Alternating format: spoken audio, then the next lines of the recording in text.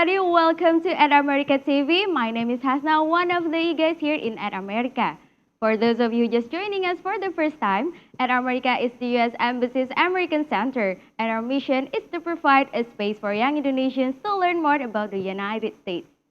We have temporarily moved to a digital platform so you can enjoy our events from the comfort from your own home. On this event, we'll be having Prepare Your Best application for a better chance to be accepted in U.S. grad schools. But before we begin, let's break the ice with a little trivia. The question for today is, true or false, grad schools always require an undergraduate or bachelor's degree? You might type in your answer at any time during the session, and the lucky one who can guess the answer correctly will get a live shout-out from us by the end of this event. Don't forget to do that because we really like to get everyone actively involved in this event. Other than that, don't forget to take a selfie and tag at America's Instagram account. And now, without further ado, allow me to invite at America's very own Education USA advisor, Kasantika Salim. Time is yours. Hi everybody, thank you so much for joining us in 2022. Happy New Year to everybody, and this is our first event. This is Education USA's at America's first event this year. So I welcome all of you, whether you are new or you are already, returning participants. Welcome. Good morning, and thank you for spending your Saturday with me. So today it will be a bit different. So it will be just me, and I will try to cope with the chat box as well. So please bear with me. But yes, before we start, I want to welcome all of you, whether or not you are new or you already been here before. And I want to tell you guys that I hope this year you will make great progress in your plan to study to the States. Regardless which program, which universities that you want to go, we will always be here for you. And without further ado, I will share my PPT on our introduction and then our materials for today. And just a gentle reminder, if you have any questions and you're not watching us from the Zoom, we are also on YouTube, Twitter, Facebook, Instagram. So if you have questions, you can, just write your question in the comment box there and then send it. Our social media team will share it to me. They will consolidate it to me. They're just wonderful. And then if you're in Zoom, you can just use the chat box. But yeah, like I said, because I'm alone today, I will take some time and I will kind of like dedicate the end of the session for the Q&A. So if I'm a bit slow in, answering your questions, please, have understanding on that, and we will jump into the PPT now. All right. Let's see. Here we go. I hope you can see this. All right. So we start with what is Education USA, okay? So we are a U.S. Department of State networking over 400 international student advising center in more than 170 countries. So this is basically means that we are all around the world providing the same service, the same dedication for everybody who wants to study in the States. Right? So our network promotes U.S. higher education to students around the world, giving you accurate and comprehensive current information on the opportunities and maybe on the guidance that you need. Okay? And when I say U.S. higher education, it actually is more focused on bachelor, master, and PhD. So that's S1, S2, dan S3 in Indonesia. Okay? All right, so this is the centers and total of advisors that we have in Indonesia alone, okay? So we have a total of 8 centers and total of 10 advisors, supposedly, but there are just 2 inactive centers, so we are down to 6 centers and 6 advisors for now, okay? So I can tell you that our center is located in 2 in Jakarta, 1 in the U.S. Embassy. We have Mas Iqbal. And then there's me here, Education USA at America in Jakarta too, in Pacific Place Mall. So my name is Santika. If you guys are new, if you guys are not new, you know who I am. And then we moved to Surabaya. We used to have 2, but 1 inactive. So the active one is in Universitas Airlangga Unair. We have Mbak Ambar, and then moved to Medan. We should be in the U.S. consulate, but it's currently inactive. So let's move to Malang. we are in Universitas Muhammadiyah, we have Mas Zaki. In Makassar, we are in Universitas Fajar with Kak Cendani. And last but not least, we are also in Banda Aceh, in Universitas Islam Negeri UIN Araniri with Lilis. Okay, so how do you reach these centers, these advisors is what I recommend is actually based on your location. So the closest you are to any of the center. But because of the pandemic, we do everything online, including the advising sessions. So it will matter less where you are in Indonesia. So sometimes we also have someone popping in, not in Indonesia, but that's very fun. But we try our best to recommend or refer them to the Education USA center in their country so that they can get a more localized guidance, okay? So these are the services and guidance that we can provide. And before I forget, I want to tell all of you that this, everything in Ad America, everything in Education USA is free of charge. So you can get all of the services that I will tell you for free. And all of our events are free. There's no charge or whatsoever. There's no, if you want to do advising with us, there's no fee involved as well. Okay? So the first step is usually we stick with researching your options. This is when you need to find out what kind of programs that you are looking for. Okay? Whether it's bachelor, master, or PhD, because some people have different circumstances. Sometimes they are colliding between, bachelor or postponing it to get the master. So that's when you have to ponder and think about the program and the level of study that you want, okay? Step 2 is financing your studies. This is when you need to determine whether or not you need to hunt for scholarship, look for those opportunities if you want, if you need them, and what are the options available for you at your current state, okay? And we are able to let you know the information, but everything here is on you. So you have to apply, you have to research on your own, but we are always here if you need any guidance or you have any questions, okay? And the third one, our most popular service yet is completing your application. We will discuss this further on, the general requirements you need. But again, this is the most popular. This is when you can come to us for an essay review, CV or resume review, a lot of questions about the admission or the application itself. This will be depending on your level of study that you choose that you want to pursue. So for bachelor, we can talk more about the Common App if you have questions on there. And if you are applying for the grad schools, masters or PhD, maybe you will need some tips or tricks that I will share later on here. All right, so that is the third step, and we will be here until you submit it, until you get a letter of acceptance or even rejection. No worries in that, because usually we will I will encourage you to have a backup plan, okay? So you'll be fine. And the fourth one is apply for your student visa.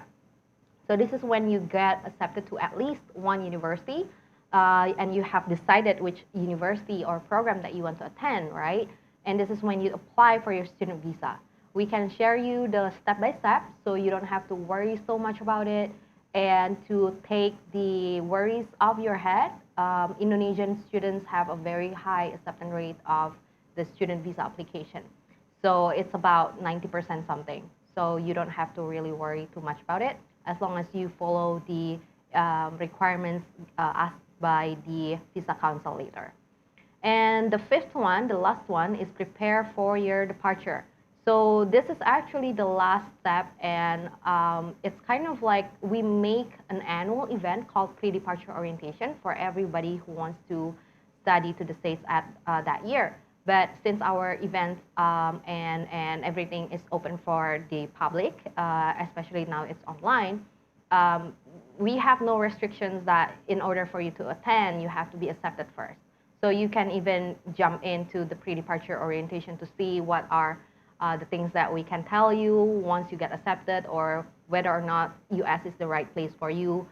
pretending that, okay, I'm about to go, do I want to go, something like that, okay? So all of the steps, 1 until 5, is not something that you have to follow from the first one. So if you come to us on the third step or on the second step, which is financing your studies here, it's going to be fine. Even if you come to us with the apply for the student visa or just for the pre-departure orientation, we will always, always welcome all of you, okay? All right, so I talked a lot about the advising session, but I haven't tell you guys how to do it, how to book for a session. So if you are not new here, you know that we were first come first serve basis in the past for the advising session, but that have to change because we need to make it more efficient and cutting down the waiting time. If you guys experience that, I'm terribly sorry. So this is our effort to make it better. Okay, so you can book an advising session with me now because that's because right now there's only me here. But later on, when we have a new advisor, we will gradually have other advisor too. So for now, it's just me. So if you look at the calendly.com/educationusa at America, you will see a very full schedule because it's just me.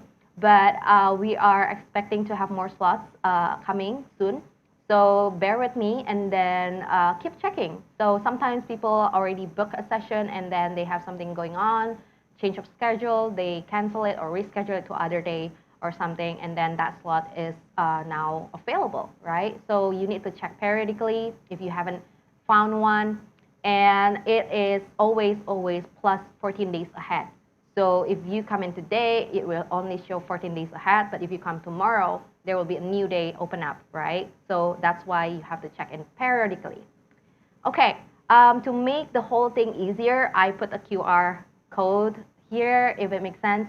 So you can screenshot this or like pause this and then scan it from your camera in your phone and click on the button that pop up, basically. And then you will land on calendly.com/educationusa at America. Okay? I hope this works. I tried it before we start and it works, okay? Okay, so if you are not sure if you want to do like advising session or you're not sure if you should be coming in because you just have a very short question or brief question, feel free to email us in our center email here, jakarta.atamerica@educationusa.org. Okay? All right, so this is the upcoming events. I want to let all of you guys know if you have interest to study master or PhD. Fulbright is one of the full funding scholarship available for Indonesians, right? And this is a session with the Associate Communications Officer of AMINEF, who is handling Fulbright scholarship in Indonesia, and along with 2 Fulbrighters here, right? One of them graduated from Harvard and one of them from UCLA. So they went to great schools in the States. They have a great purpose, and we would love to learn from them how to prepare and apply for a Fulbright scholarship and maybe getting your chance or opportunity to get the Fulbright scholarship better, okay? So this will be next week, Friday, January 14, from 6:30 until 8:30 p.m. Hopefully you guys can make it because it is actually after the office hour, hopefully. So yeah, you can go to atamerica.or.id and go to the events and register just like how you register for this if you're in Zoom. But if not, you always have the options to watch this event from other platforms. But I do encourage everyone to try the Zoom at least like once, see if it works for you because it's very quite interactive. Once I maybe talk in the Zoom, maybe when I talk in the chat box or something like that, okay? All right, so you can always check our upcoming events also on the website, educationusa.state.gov. Not only our upcoming events is available there, but you can also learn about Education USA because that's the official website from the State Department. So, or you can just go directly to atamerica.or.id, like I said, and then /educationusa for our dedicated tab on the website. But the problem here is that if you already know that you want to attend our event, I would recommend just go directly to Atamerica website, okay? All right, enough about all of the Education USA, what about Education USA and everything. we will dive into our topic today. Prepare your best application for a better chance to be accepted in the US grad school. So, this presentation will be something more about the generic things that I will always tell my advisees when they first come in to meet me and they share their study plan with me. So how this can help you, prepare your best application is because the key here is kind of like starting as early as you can, because you never know how many things that you need to improve or get done and everything despite of your busy schedule, okay? So here is the list of requirements in general, okay? The first thing that you have to do if you want to study to the States is finding the list of requirements. And these are the general requirements that we always see in the admission or application page, okay? TOEFL IBT or IELTS or any other English proficiency test being listed there, but TOEFL IBT and IELTS being the top two most requested or most accepted, okay? That's why it's here. College transcript, which is the official one, resume or CV, depending on the instructions that they put on the website, which one they prefer, which one that they, recommend or something like that you have to prepare. Next one will be letters of recommendations. Why I put that as there? Because usually it's going to be a minimum of 2, okay? Next is GRE or Gmat, and as we know, if you have been very keen on exploring or researching, you will know that a lot of the schools are waiving or make it optional. We will talk more about that. I have a bit of a surprise in that part. And statement of purpose or personal essay. Okay, so we put them here for you to see the general requirements, but this order is not it's not like, oh, TOEFL IBT is the most important and statement of purpose or personal essay is the least important. It's not like that. So this is just a list. They are all equally important, but there are just some parts that some of the requirements that you can tailor to your best version. There are some that you cannot do anything about it, which is like the college transcript. If you get a GPA of 3.0, then that's it, right? You cannot just retake the whole bachelor degree and then get a better GPA. So the difference here is that there's something that you can do about it and there's something that you cannot do about it anymore, okay? And before I forget, you need to know the deadline for each of the program that you want to apply. If you start early, if you prepare early, of course, the deadline for the enrollment year or term that you want is not shown yet. But what you can do is referring to the last deadline that they have for that term. So let's say you are applying for fall 2022, fall 2023, and you don't have the deadline yet, right? Because the last deadline that they put on the website is still for fall 2022. So what you can do is referring to the deadline for fall 2022 and apply that as if it's going to be similar or close to that date for the fall 2023, okay? But the deadline, knowing the deadline is very crucial in my experience here, is because you know how much time left that you have and how much time you want or able to dedicate for each of the requirements that you need to fulfill here, if that makes sense. Okay? Moving to the next one.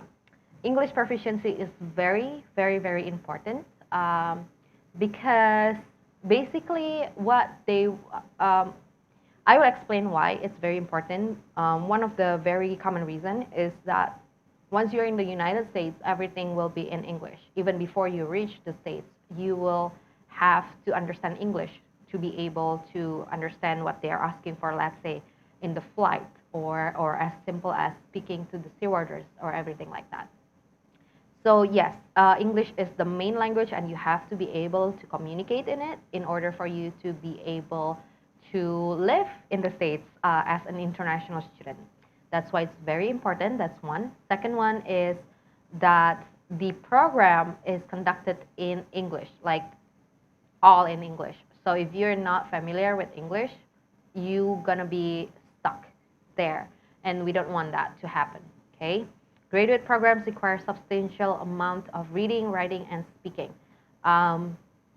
Yeah, so especially for LLM and some other programs that's very heavy on the, so let's say like literature, LLM, and maybe some, very specific on health and everything. Those kind of English level is more advanced in a sense because they have specific terms, right? And I'm guessing even if it's not something to do with medical or anything, if you go for the computer or engineering, there are terms that are in English instead of, in Indonesian that you can just translate to the English version. So sometimes the terms is different with Indonesian language, so you have to be proficient in them to know that, oh, okay, this is, if you want to say something in Indonesia, but you know the English word, so you can explain that in the class, okay? So this is the kind of like the recommendation. Different program, different universities will ask for different TOEFL IBT or IELTS or other English proficiency score. So what you need to do is basically research and check for specifically to each of the program that you want to apply. So you cannot just, like, oh, I'll just get 90. And then there are just some program that you want to apply that requires you to have 100 TOEFL IBT score, right? So what you need to do if you want to apply to 4, then you need to apply, then you need to research on this 4, all of them, each of them, how much TOEFL IBT or IELTS or score that they ask for, and then put your target on the highest one among all of them, okay? But in general, we recommend 90 until 100 TOEFL IBT score or 7.0 on the average for IELTS, the overall, okay? And some universities are even more specific, saying that 7.0 on IELTS overall and no less than certain score in each of these sections. Okay, so you have to be very careful in researching the requirements. All right, we're moving to the second step, kind of. This is funding option for master degree. So I can think of 3 here, but of course we are not limited to this. So the first one is the government-funded Fulbright scholarship. We in Indonesia, we have LPDP, Indonesian Endowment Fund for Education, and we also have the one that I mentioned in earlier before we start is that the Fulbright that is managed by Aminef. And then next one is Fulbright scholarship from the university. This is not very common, but some schools, some programs do have this opportunity and funding, okay? And lastly, graduate researchers teaching assistant position. So why I do this in the italic in the last one is the GR or TA is because it's more rare in masters compared to the PhD. So then I wouldn't want you to think that the GR and TA is always available if you are going for the master degree. So yeah, they're a lot less common in the masters compared to the PhD program. And when I say Fulbright scholarship from the university, that does not mean that their partial scholarship are not significant. Some universities can offer you more than one partial scholarship that can be combined so that it can help you a lot to fund your studies there.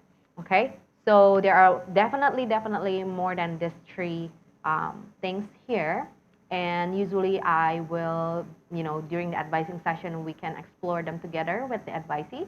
So that's one of the things that I love to do is helping you find your options, because then you can decide which one is the best for you and which one is the backup plan, of course. Okay, let's move to, okay, how much time do I have left? I probably only have a few minutes left. And let me check the chat box here because I'm just curious. Okay. So I have a question from Yudhistira Satria in Zoom. Can we get a phone number for Mbak Ambar? So what you can do is go to, okay, I'm about to type. So I will answer you later in the chat box, Yudhistira. But if anyone are interested to reach other Education USA center, you can go to the educationusa.state.gov and then find center in Indonesia, and then you can click on the center that you're interested, and it will show you the email. All right. So that's for now. I will come back to the chat box later. Okay. Let's see.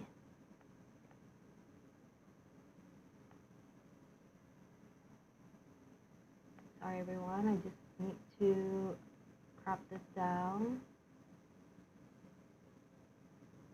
Okay, so we're done with the master's, and now we move to the funding the PhD. Okay, so if you are aiming for the PhD, we also have the government-funded Fulbright scholarship, which is still the same, LPDP or Fulbright. But please check if you know how many years that they will support you in the PhD program for. So some of the PhD program can stretch up to 5 to 6 years. So you want to make sure that the scholarship will only cover, let's say, the first 3 years. Then you need another plan that will cover the rest, the remaining of your time as a PhD candidate there in the States, right? So that's how you will plan your strategy. Next is the full grant by receiving a full tuition waiver or research or teaching assistantship and stipend. So a tuition waiver is given to teaching assistantship or research assistantship position, usually in the PhD program in the States. And on top of that, it's a stipend. Stipend is in Bahasa Indonesia, it's biaya hidup. It will be adjusted according to the minimum living cost in the around the school or the university or the state itself. And this means that you will be exchanging your time to do research or teaching in exchange of they waiving your tuition fee. So the tuition fee waiver range from few percent to 100%. So it really depends on the funding available in the program. I would say the more research heavy a program is, the more opportunity they have, or the more opportunity you have to seek research or teaching assistantship, because then they will need one, right? So especially for the research one. Okay, I need help on this. Okay, wait, give me 1 second. All right, so if you're still deciding on the right program, so let's say between MBA or science, and you're not sure why you want to pursue a master degree, you know, when you first come in and we talk, and then I ask you, oh, why do you need a master degree or a PhD? And you don't really have the answer. So if that happens, I will tell you to maybe find out what do you want to do after you get the degree. That way you can stretch it back to yourself now. How do you see the need for this kind of program? Okay? So if you, yeah, like I said, the next 3 to 5 years, like after you get the degree that you want, so you need more time to think and to ponder whether or not this program or this level of study is necessary for you. I have advisee coming in that saying she wants to learn A, and then after we talk and talk and talk, she was like, okay, why do I need that? And then she goes, you know, thinking deeper and reflecting what she wants to do, and come back with a better decision on the program that she wants to take and seriously pursue. Okay, so that's step 1 actually, researching your options, right? Okay, move to the next one. So first, you need to start early. Actually, our recommendation is not 1 year early, but if you are able to do it, or as much as you can, start 2 years earlier, because you will be surprised on how many things that you can improve, or how busy you get once you decide you want to get a master's degree or a PhD. And then later you will find oh my God, I don't have time. The deadline is like next month. Okay, so that happens, and we understand that most of you guys who come to Education USA at America especially are young professionals or not. You already have families to juggle and everything, so it will be hard for you to really start early. But I'm talking about at least a few months. If you are starting from zero, like you didn't know what to do yet. Okay. Oh wow. Okay. Wait a second. Sorry for the technical issues. You Hello. must be seeing something else. Okay. Let me share again. Hello. I can. Okay, and if you're not muted, please stay muted. If you have question, you can use the chat box. All right. Okay, let's move to another share screen here. Okay, start early, and the deadlines are between 5 until 11 months before the program starts. So that's why you need to start. That's another reason why you need to start early, because the deadline is, almost a year before the program starts. So if you only look at when the program starts and you start really late, then that's going to be a huge loss for you. Okay, and okay, I need to check if you guys can see my share screen. Can anyone tell me if you guys can see the screen share is happening? Let's see. Oh, it's clear. Okay, I Thank can you. see it. Thank It's clear, yeah. you. All right. So give at least a year before the deadline. So it's the deadline, not the program start. Okay. Don't get it confused. Don't get it mixed up, because you're going to wait another year if you miss it. Okay. So let's say if the deadline is December 2021, which is last year, that deadline is for a program that starts in fall 2022, which is around September 2022, okay? So it means you should start preparing this whole requirements, or at least, bahasa Indonesianya cicil, from as early as December 2020. So like a year before the deadline, okay?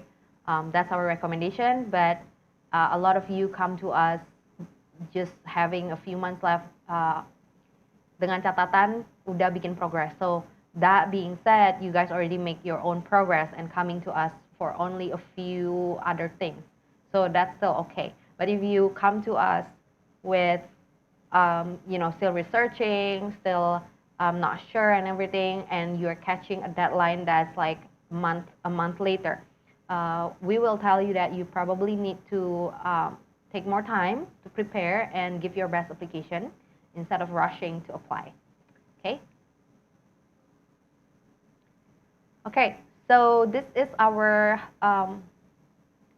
usual strategy or recommendation, is to apply to more schools, right? For master degree, you can decide about 4 until 6 schools, about the same with a bachelor degree if you are applying for a bachelor degree.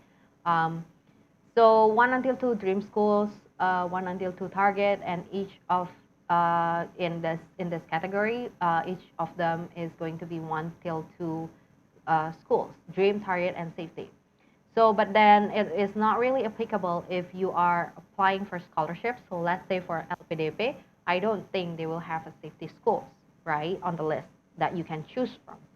And so that you will have to see, depending on which priority that you, or restrictions or limitations that you have, this strategy will not be very well suitable.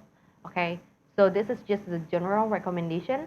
So there are some of my advisees who are applying for LPDP. They, of course, they have to choose only 3 schools, I think, for now, on the application for the scholarship itself. But they are applying to definitely more than 3 schools to widen their options.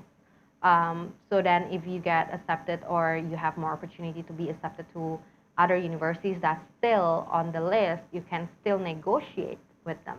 So that's the strategy that we talk about, okay? Okay, for PhD, please, you can try to start making connection or contacting a number of professors or faculty members. Some schools tell you not to contact the professors, and that's why we put /faculty members here. You can ask even the program coordinator, or sometimes they call it the dean of the program of the PhD.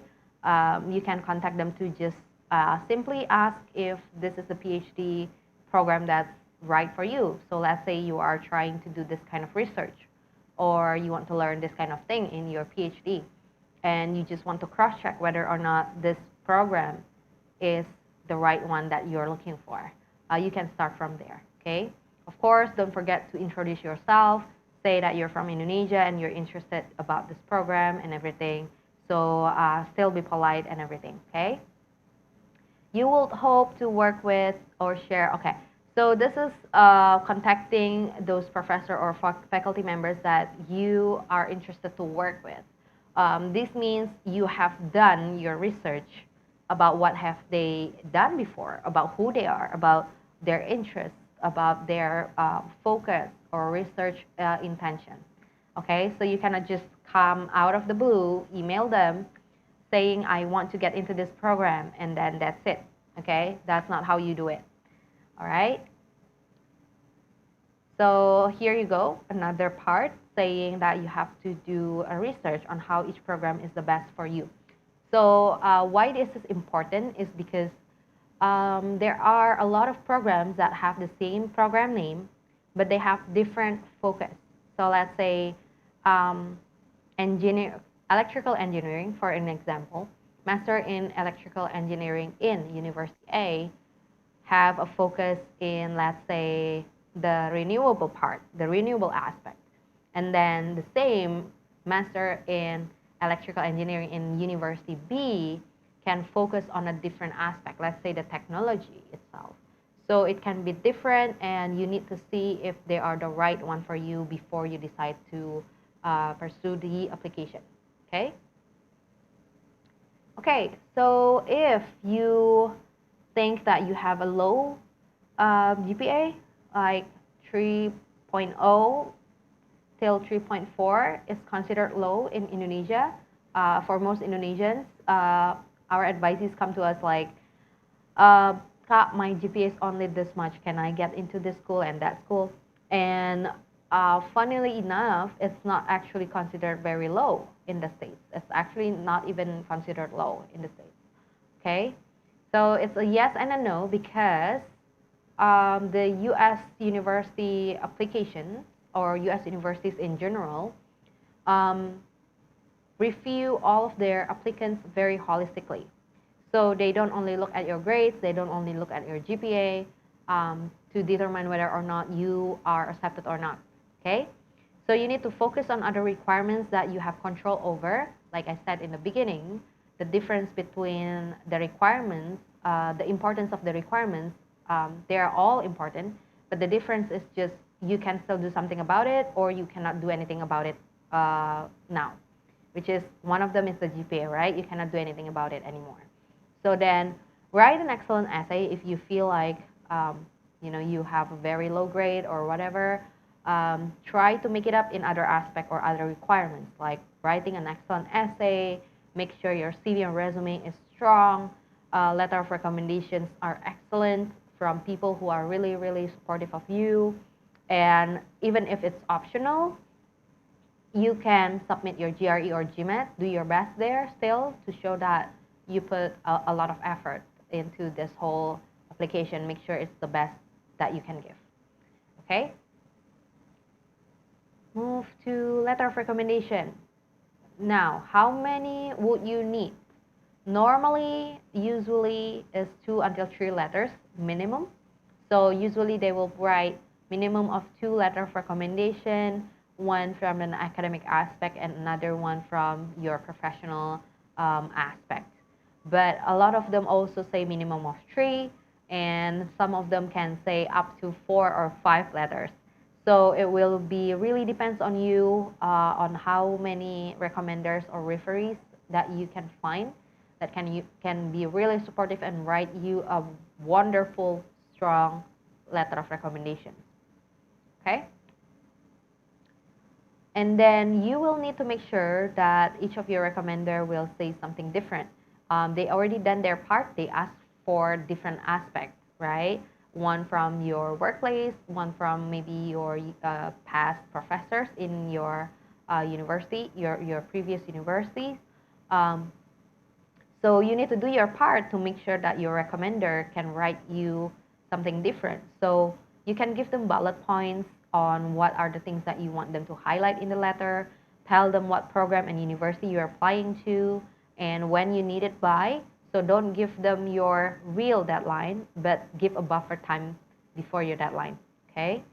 And you can be upfront, like I said, give them the bullet points, what you want them to talk about, what they're going to say, but let them write the letters, not you write the letters.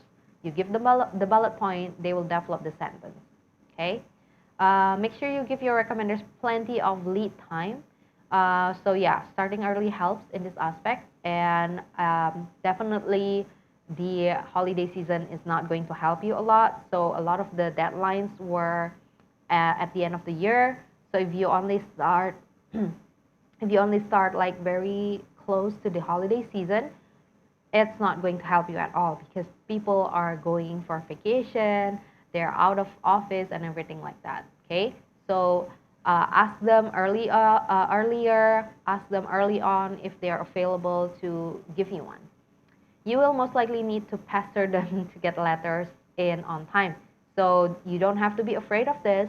That's why we recommend you to choose to ask people that really are supportive of you, that you know well, that they know you very well too. So you don't have to feel really bad about, keep following up if they fall behind your deadline. Okay? Okay, so this is very common in Indonesia, and I've heard that it's also common in some other Asian countries, unfortunately. If the recommender asks you that you can write it for them, like literally write the letter as if it's from them, but it's, from you to you. So can I do that? The answer is, in short, definitely not okay. Definitely not recommended. Because if you are being asked to submit an essay, it will be very risky to let them detect your writing style is the same, and you cannot hide it because it's a writing style. It's something like your fingerprint, okay? So we don't recommend that, and we will definitely not helping you in that aspect, okay, if you are going to write your own letter. Next is going to be preparing for a GRE or Gmat test. And like I said, during this pandemic, a lot of the schools programs in the States are making it optional or waiving it. So we will talk more about that. And these are the common questions if we talk about GRE or Gmat test. How long should I prepare before the test? How do I prepare, by the book or join a prep course? And then what is a good GRE or Gmat score? What is the minimum or the cutoff GRE or Gmat score? So the short answer to how long should I prepare before the test is actually it depends on each individual's ability. So it's the same with the TOEFL IBT or IELTS test. A lot of people also ask the same thing. How long should I study before I can, ace the test or reach my target? Each people works very differently towards a test and learning. So you need to give yourself time to explore in the first place, if you have the option of GRE or Gmat, which one that you will do better. That's the first one, right? The second one is give as much time as you can. So if you start early, you will know how challenging it is for you, and if it's very challenging, that you need to dedicate more time. But generally, we will say it's going to be a few months for at least 3 months is going to be kind of like the fastest in general, okay? But there are just some people that are able to ace it within a week, but that's not a good example because there are just very, few people who are able to do that, okay? So at least start months before when you should take the test, not the deadline, okay?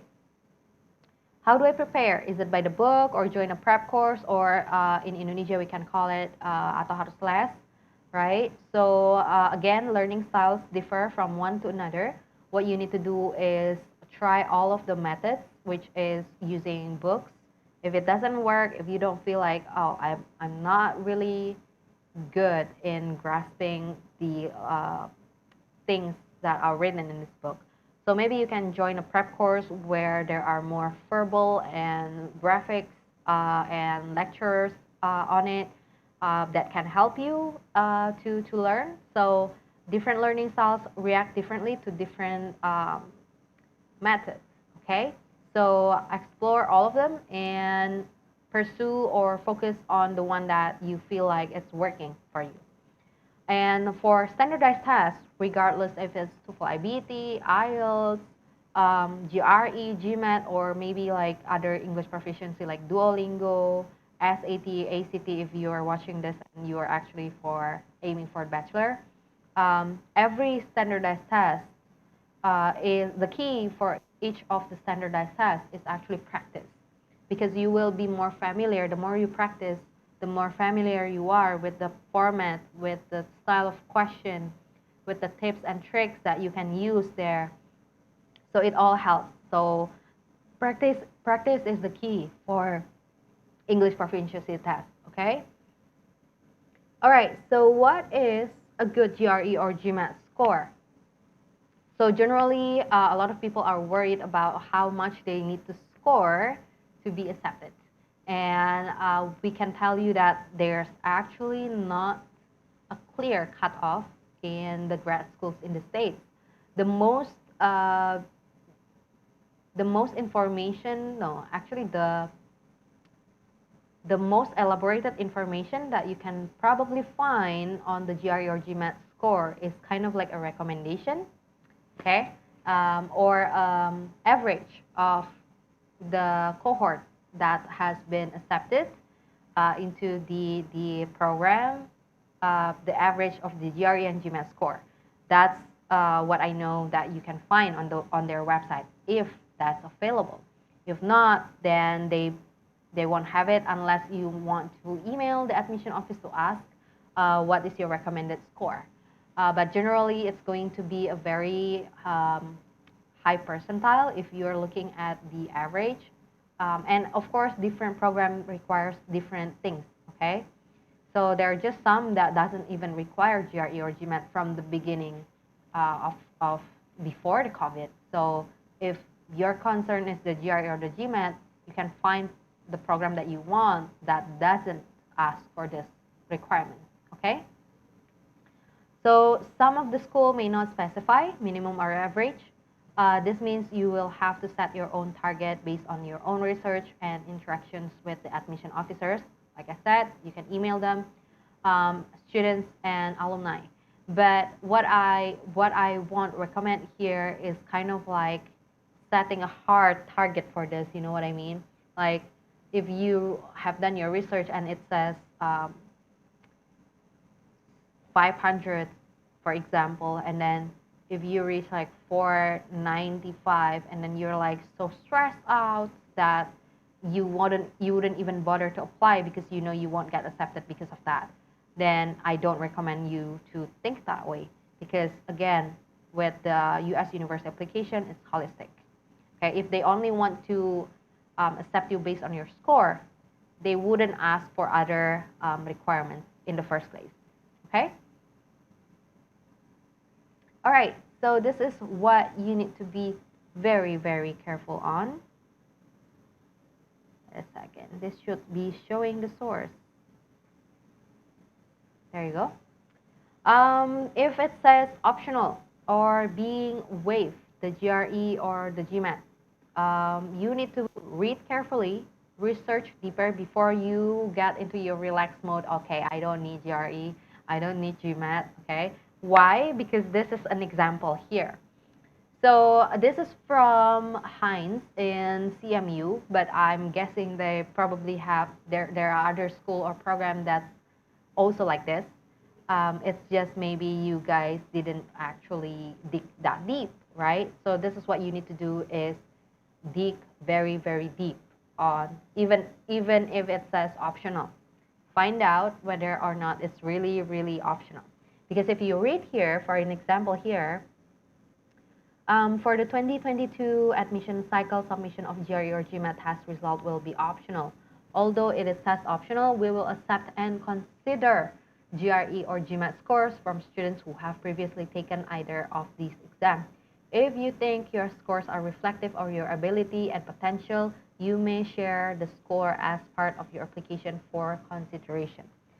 So if you come to me with this kind of information, which my advisee did, and that's how I know that you can actually dig deeper into something that says optional, whether or not they actually recommend you to submit or not, is this, okay?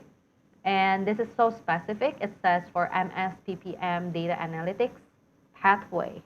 It is optional, but recommended as part of your holistic review and evaluation of the application for the program.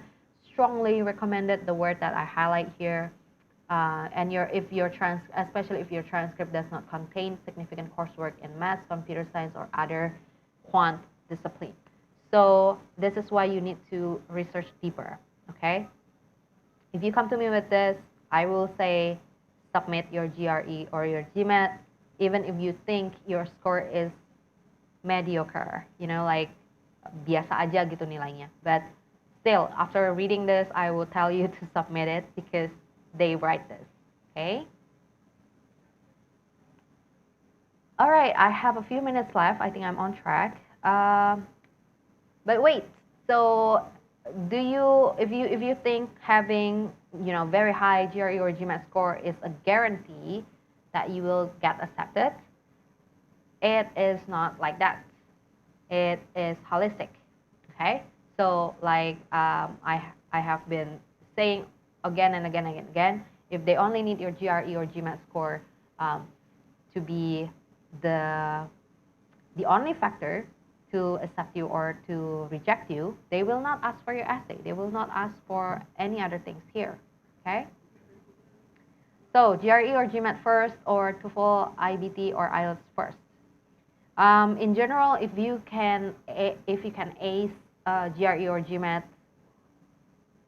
English section, which is the verbal, you probably will not have much problem with the TOEFL, IBT, or the IELTS because they are a lot simpler. In a sense, even if they're like a different style, they're testing your English in a different way. Okay, so go ahead and explore first. But if you're still, if your English is still in a very intermediate level, or like you feel like your English is very, very not good, then you probably want to start with TOEFL, IBT, or IELTS first because you don't want to overwhelm yourself. It's a progress. A lot of people take years and years to be very good in English.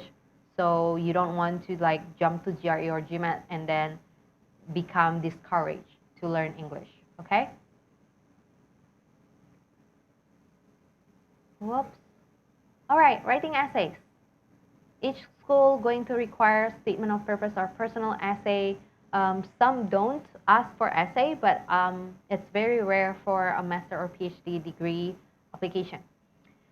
Check if any of the prompts from each school or each program overlap, and most likely they will, even if the sentence or the words are different. If you break them down, what they ask for in the essay, what they ask for you to write, it probably is the same or similar along that line, storyline that they ask for. And you can create one great essay rather than maybe 6 different essays if you're applying to 6 different schools. Of course, you have to customize them based on the program. Say if you don't want to submit an essay that's meant for University A to University B, okay, where you mention University A in the essay and then you submit it to University B, Okay, that's fatal. We don't want to do that. So yeah, make one really good one and then customize it. We are here to help you to get reviews. Okay.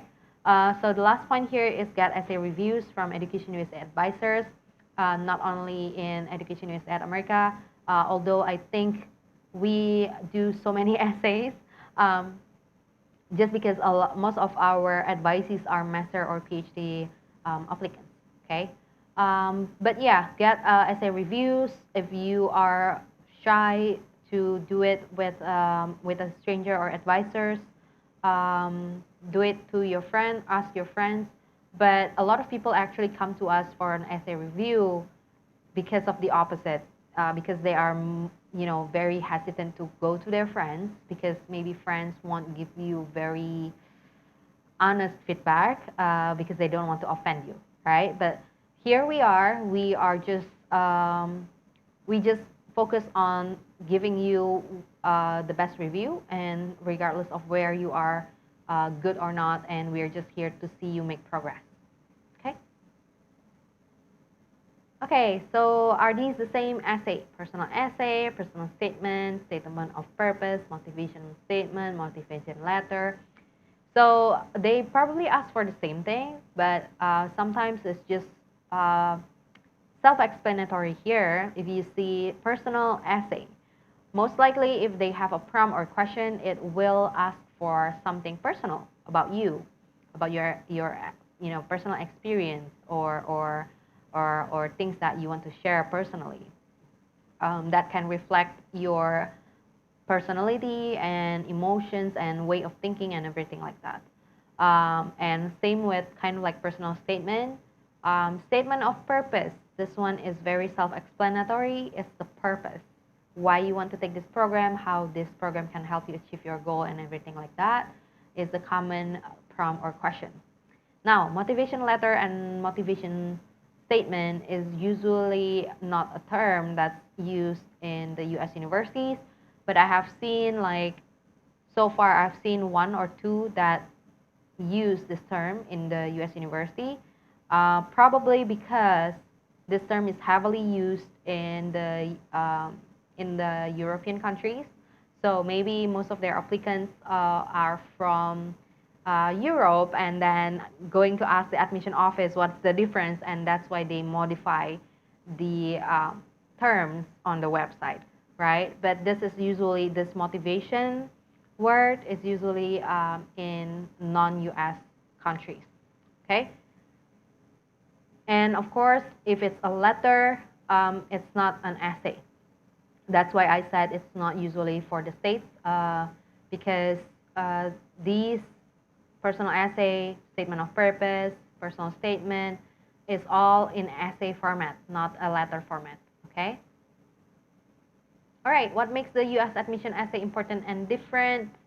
Because they don't ask for you to write an autobiography.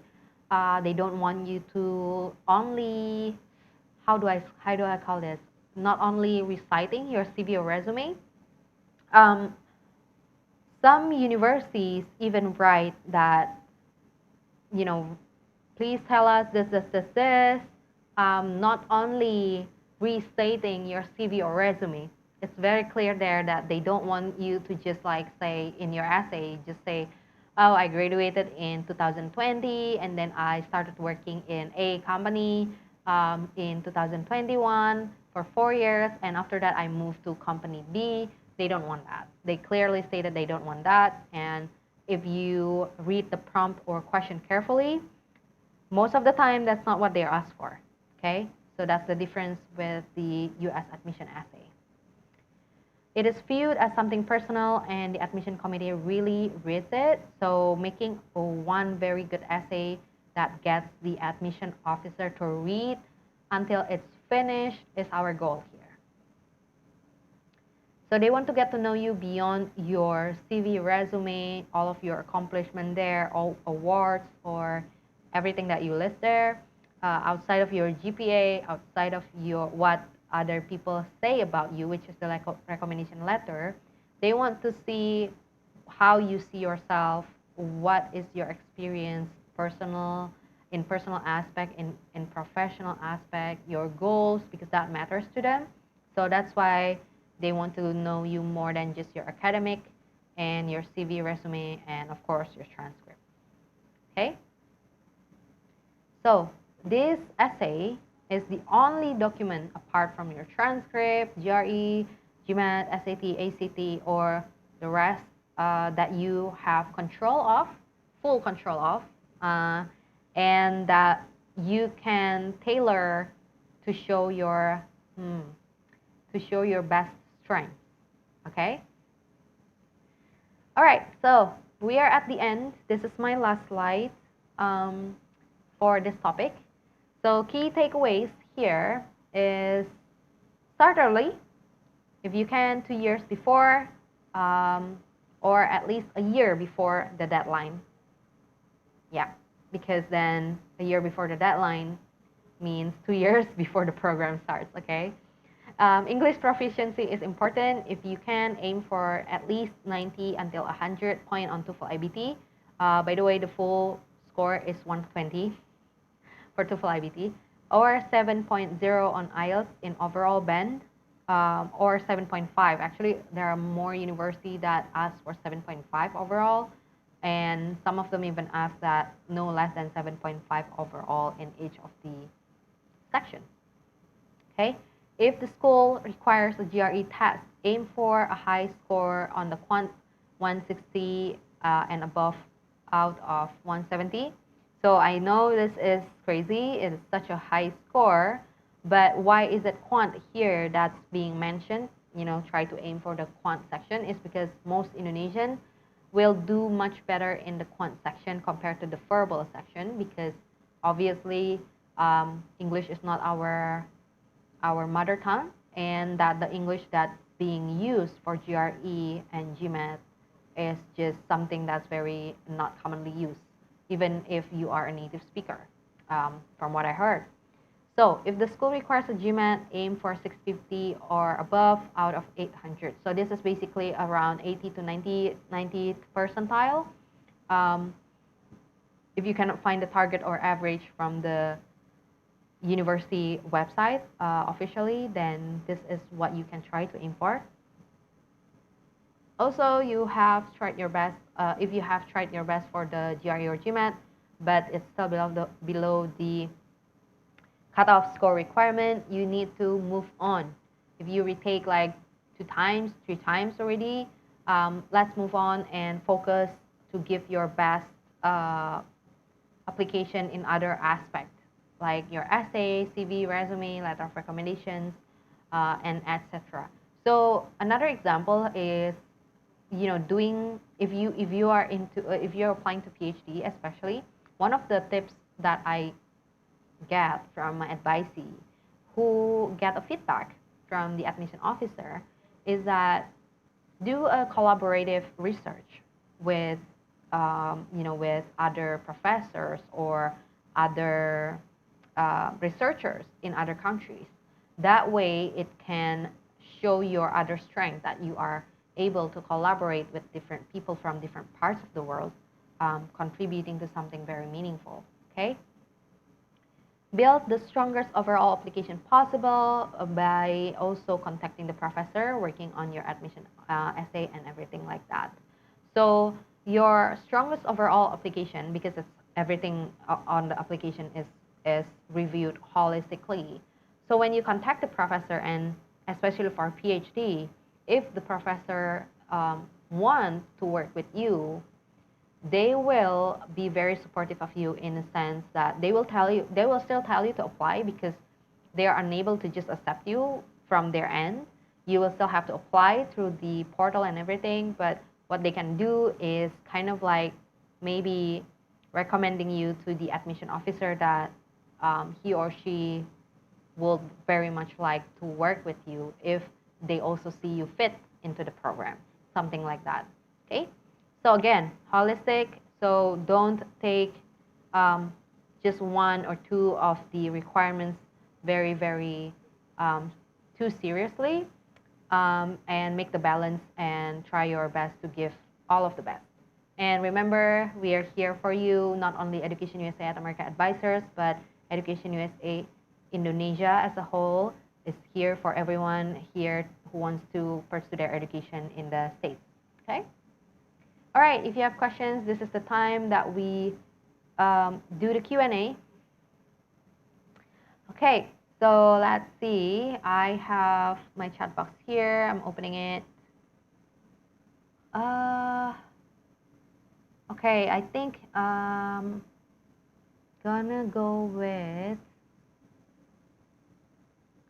from Ratu in Zoom. Is it possible to get one-on-one session in discussing the essay for applying to the university?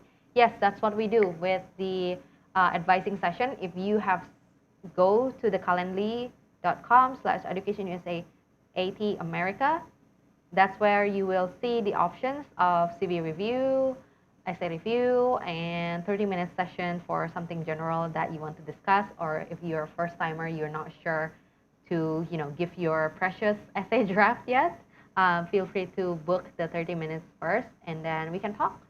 And you can book for your other sessions once you feel sure about it. Okay, Ratu, hope that helps.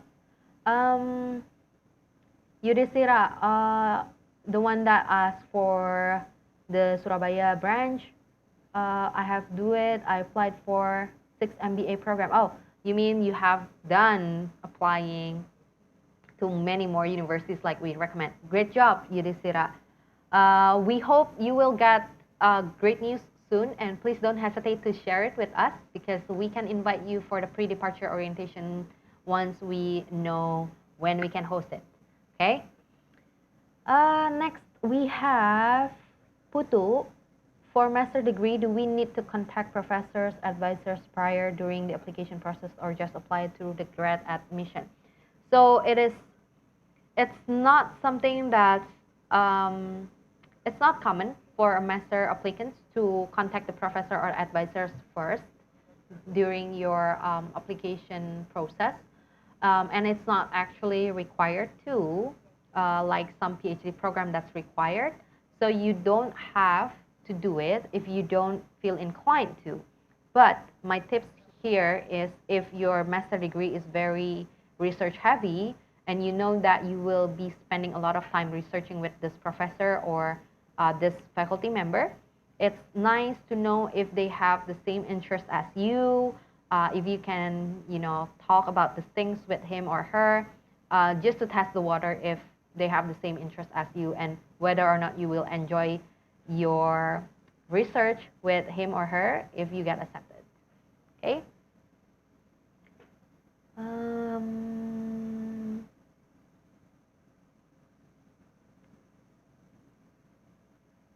Oh, there are some very, very supportive message here. Very nice to see. And one of the things that we love about making this kind of events is actually building the community as well, to let everyone know that if you are in this journey of pursuing your higher education in the States, you're not alone. If you have struggle in maybe GRE, in maybe writing essays, in finding the right program, and maybe getting scholarship, you're totally not alone. A lot of people are here struggling with the same problem and everything, but they will get through it, and we will always try to encourage all of you not to give up. Okay.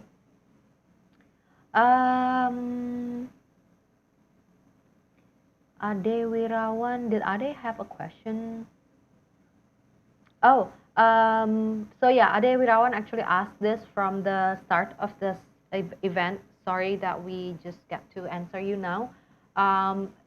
For an access for deaf participants, for all of our events, actually, unfortunately, we don't have a sign translator available for all of our events.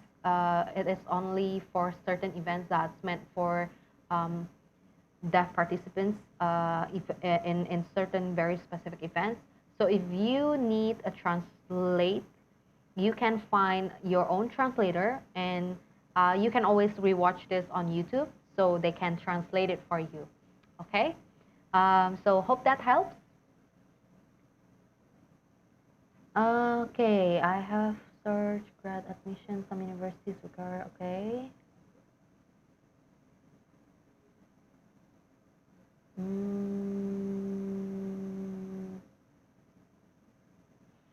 Okay, Ahmad have a question from the chat box. In short, um, the current system of application portal, everything's online, right? So letter of recommendation is also the system. Most of the system is actually asking for the recommenders or the referees email, phone number, or all of sort of contact information. And then what they will do is they will send a link to your referees, and then the referees need to click on that link to submit your letter of recommendation. So what will happen is if you have a challenge in asking your recommenders those type of email and everything and contact, and they want to submit the hard copy, I would say you can ask the admission officer if that's actually possible. One of the reason why they ask to, to make your recommenders to submit directly from their end, is because letter of recommendation are supposed to be confidential. So you're not supposed to know what they write about you, and you're not supposed to be able to edit the document and submit it on your own, of course. So that's the point why they need to make that kind of system, right? But personally, I wouldn't I would encourage you to ask for their email and your recommender's email and contact to be inserted into the system, if that's the only way that you can the only way that they can upload it, because you're asking someone who knows you and who are supportive of you, so it's going to be a bit weird if they're not able to share their contact information. Okay.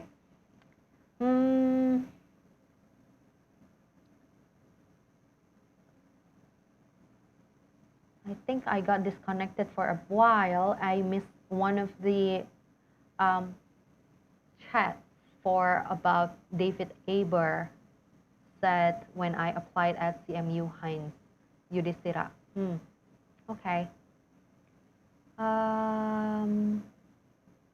Muhammad, English, all of you, English is very good. I must study hard. So Muhammad, take your time. A lot of people take their time. So one of my tips to learn English, if you need, is using it more often. So you can use apps yang buat belajar Inggris. Sekarang banyak yang gratis. Kalau kamu praktis pakai bahasa Inggris, bahasa apapun, nggak cuma Inggris, kalau kamu pakai terus, kamu bakal improve-nya lebih cepat, gitu, ya. So read more English, speak more English, listen to more English. Basically, live and breathe in English. Ade Mutia, I hope I don't miss this one. Does EducationUSA still provide GRE support? GRE support, can you elaborate on what you mean by GRE support? If what you mean is the GRE prep course, we did have that in November, December 2021, last year. We also had a full 12 sessions back in 2020. So if you guys need it, you guys can ask for the video link to rewatch those sessions to study GRE, and it's free anyway. You just need to dedicate your time. Feel free to email me at ssalim@educationusa.org. I will be sharing my email in the chat box, and I will ask for our social media team to share it in other platform too. Okay? I'm gonna type here, request GRE prep course. Via email too.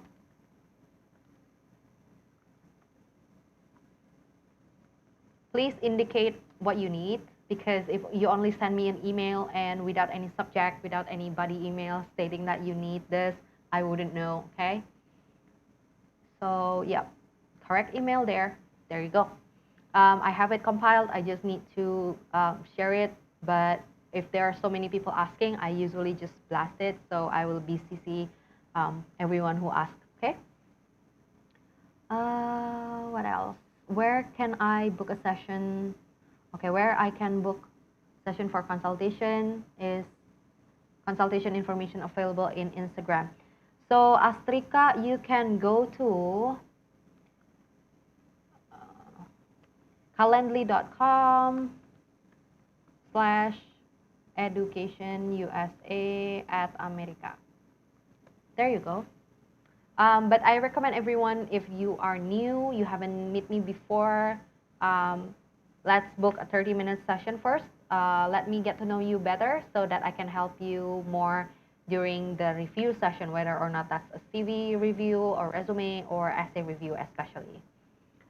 All right, move on to Astrika again. I'd love to enroll in PhD. Most PhD application close in December. Is there any school which still open PhD application after December? So yeah, this is the things that we will make you research on your own, because you will be the one who knows what kind of program that you're looking for.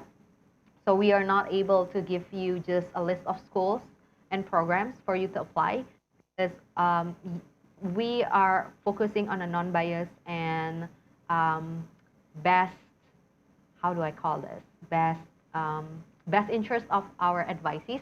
So it will be something that you are sure that you want, not what we think is best for you. Okay? So you can, I think there are other PhD programs that deadline is, still in the future. So you can research on that, Astrika, but please focus on the program itself, whether or not it's suitable, it's best fit for you. Okay, despite of the application. Unless you have constraint, maybe if you get LPDP already and you need to get accepted to at least one university by when, that's different. Yeah, then that's for further discussion in the Zoom advising, okay? What kind in AMA America? Yudhistira, can you elaborate on that collaboration? Ade Wirawan, thank you so much for joining us from Bali. Very nice to see people from outside of Java Island, actually, because that's the beauty of technology, making it available for everyone, making it accessible to anyone who is not even very close to us. Okay, Ademutia, prep course. Yes, what I meant was the prep course. How about the Gmat? So we currently don't have any Gmat prep course yet, because it was very, very specific for business schools only. And there are a lot of, or some business schools that actually allow you to submit GRE instead of Gmat. So we find GRE is more generic or very, very commonly useful or needed. So that's why we focus on GRE more for now. So yeah, for now, unfortunately, we haven't have Gmat prep course. But you can still find free practice tests from Gmat from the official website of the maker. Okay? I think it's mba.com, the maker of the Gmat test. Okay? Tadi apa lagi ya yang di atas, I think. What else did I miss? Okay, I'm gonna check if we got questions from other platforms, since we only have about 10 minutes left.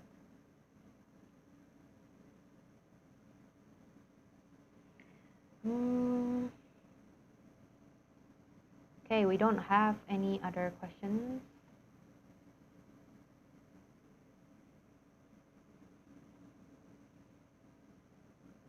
Oh, we do actually. Let me check. Oh, everyone is from the Zoom. So yeah, that's fine. Any other last question before I close this session today in a very beautiful Saturday? So anyone is applying for fall 2023, which is for next year?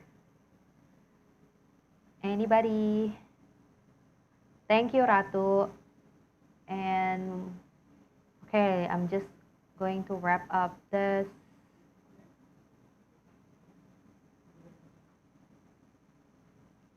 See you, Satwika. Yes, hopefully we will get a very good news from you. And okay, Ratu, you want to apply for fall 2022. When is your deadline, Ratu?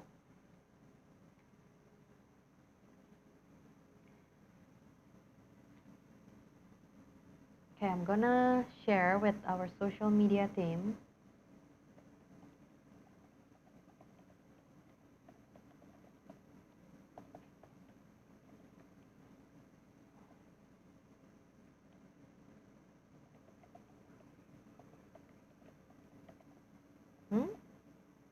Oops.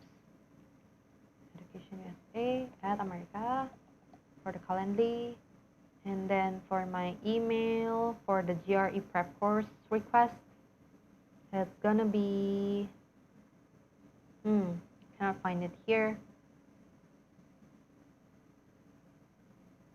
Oh, we have a question from Instagram. May I know the best university in America to take law major?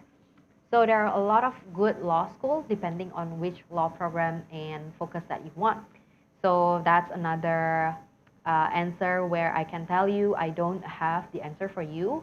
You will have to explore, and if you come up with, let's say, 10 options and you're confused on which one to really dive in, we are here for you to help you discuss and brainstorm about it. And later you will maybe end up with only 4 to 5 schools that you want to apply to. So yes, you need to come to us with options in the first place. So we are unable to give you just program name and school name for you to apply, because then that's not your best interest. Okay?